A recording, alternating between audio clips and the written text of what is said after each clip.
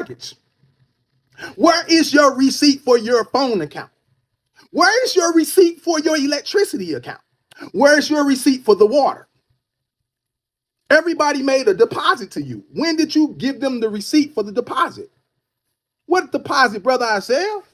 What are you talking about? Where do you live, brother? Where does the estate reside?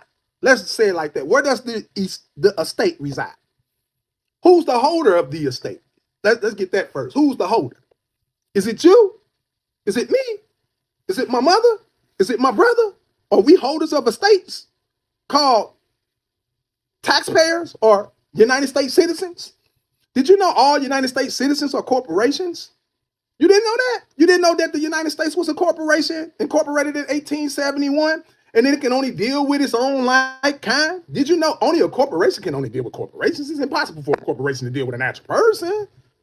If the United States, in fact, the corporation, then, and I got a legal person that does business with the United States, then that person, in fact, must also be a legal entity. So the birth certificate is proof of an established entity or registration of a corporation, period. So when you're doing business, right, you have to understand that the estate that you're holding, the birth certificate that you're holding represents a company. The birth certificate represents a company. The birth certificate represents a company. The birth certificate represents a company. I'm going to say it one more time. The birth certificate represents the registration of a company. The name of the child written on the instrument is the beneficiary. I'm going to say it one more time. The birth certificate represents the registration of a company, of a trust, because you're registering the child account with the state. The state is the trustee. So it's a registration of an estate trust. Why? Because it's a registration of an estate, but the estate has been placed in trust. What do you mean placed in trust? Meaning that when the estate was created, it was given to the United States. The United States have been holding your trust since you was born. That's why every time you do business with the United States, right, they always tell you to remit the payment. Did you know that to remit a payment means to send back money? If you look up the legal definition of remittance, remittance means to send back money.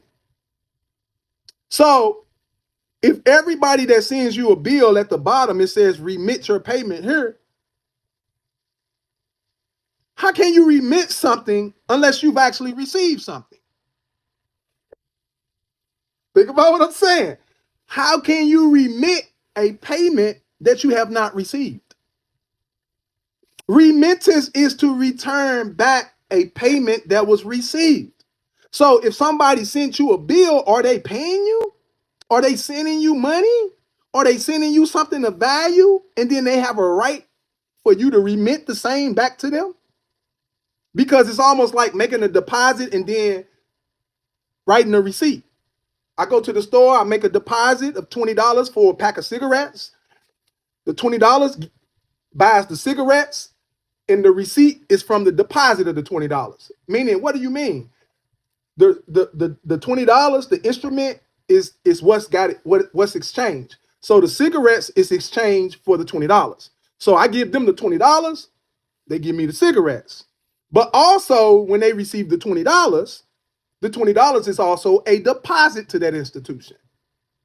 So not only did they receive the $20, they also received a $20 deposit on their books. I gave them 20 in person, but also deposited the 20 to the books. So being that they received a credit from the deposit plus the $20, they got to give me the item for the $20, and then they give me a receipt for the deposit. Okay? Y'all better understand what I'm telling you. I'm trying to wake you up so you can understand what's happening. Okay, so whenever you purchase an item from a store, all right, they must remit the same back to you. If you deposit a $50 bill to purchase food, right, that deposit is also a credit to that store, meaning that the $50 pays for the food, but the receipt is the return of the deposit, the $50 deposit to them. Because not only did you pay for the food with the $50 was also a deposit to that institution to purchase the food. So they have to return back all the money received. So not only did they got to return back the credits on their books from the deposit. So that's why they give you a receipt. The receipt is evidence of an unpaid balance that didn't get paid to you when you paid for the items. So you can use that receipt to claim back the interest that the United States withheld. So I'm saying that so you can understand how offer and acceptance work and how debits and credits work. Because we live in a debt-based system where everything operates off debits and credits. Everything is a deposit and a credit. If you pay your phone bill, not only are you paying the bill, you're also making a deposit to that institution in which you have a right for credit. Because every debit creates a credit. All right. So where I'm getting at with this, I say all that to say this.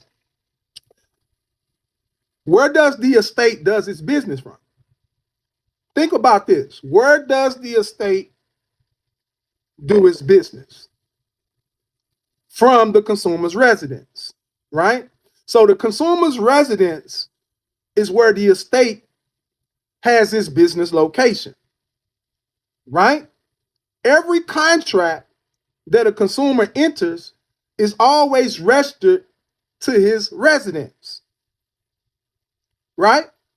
Every contract you got, phone, gas, water, car, all those contracts got your address on it. Every contract has been secured against your address. Now, let me explain something to you. If the consumer or if the estate, which is being held by you, how I know you got the estate? Do you got a birth certificate in your possession? Because if you got a birth certificate in your possession, that means that you are the holder of an estate because you hold the title to it, which proves that you are the authorized holder in due course or the authorized user of that name and number. It's not you.